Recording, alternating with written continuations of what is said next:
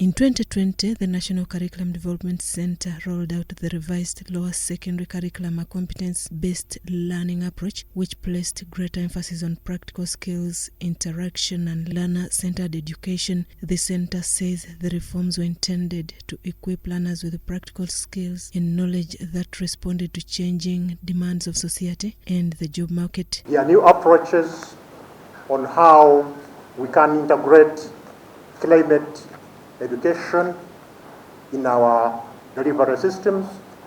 Similarly, the advanced level curriculum was also rolled out and was followed by a review of the primary school curriculum as part of efforts to improve learning across all levels. National Curriculum Development Center started engagement with the government on expanding ICT infrastructure to support digital learning and use of artificial intelligence. The center says the technology must be introduced in a way that does not widen the gap between learners with access to modern facilities and those in underserved facilities. We have cases, of course, and general cases where access to technology is still a challenge.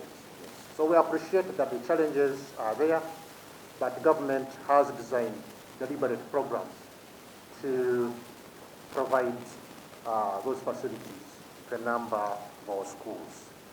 For early childhood education, NCDC is set to engage government to consider a lighter and more age-appropriate learning schedule for kindergarten learners with about 2 hours of learning a day. The proposal is intended to give children more time to play and interactive learning, which are important for their development. This will be backed up by a framework to regulate the distance young learners should travel to access schools in an effort to reduce the burden on children who trek long distances to schools. And I believe as a country we need to start legislating on that. Where you find a parent is living in Gayaza, but he takes his child to study in Bulange. That is against the law. If you work in Gayaza, get a school around Gayaza, the law should be that don't send your child 5 kilometers out of your home.